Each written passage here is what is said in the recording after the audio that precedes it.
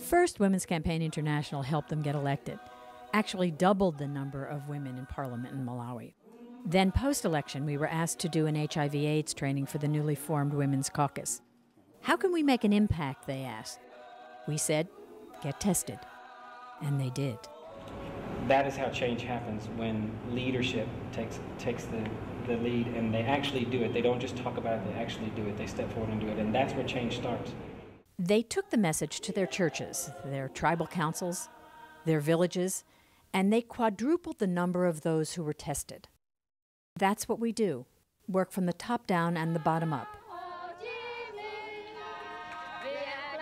The idea for Women's Campaign International was planted at the UN's Fourth World Conference in Beijing. I was the director of the U.S. delegation, Hillary Clinton, the chair. That it is no longer acceptable to discuss women's rights as separate from human rights.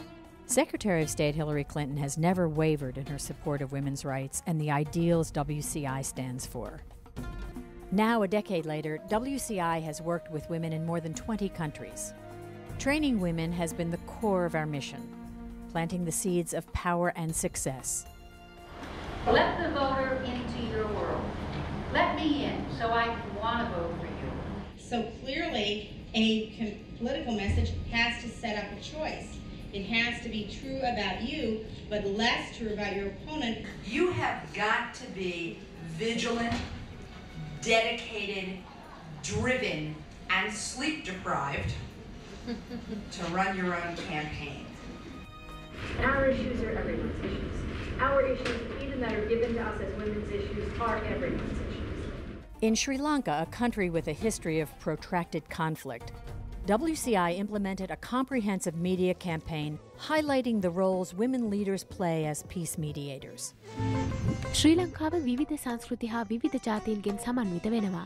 Sinhala දෙමළ මුස්ලිම් Malay burger වැනි ජාතීන් මේ රටේ සංස්කෘතික හා ජාතිකත්ව වියමන පොහොසත් කරන්නට අඩු වැඩි වශයෙන් දායකත්වයක් ලබා දී තිබෙනවා.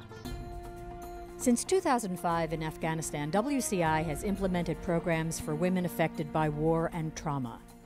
The programs included trainings and dialogue on working relationships between women and men within the context of the Quran. In Colombia, WCI trained 800 women from marginalized communities to form collectives that could effectively impact their local government.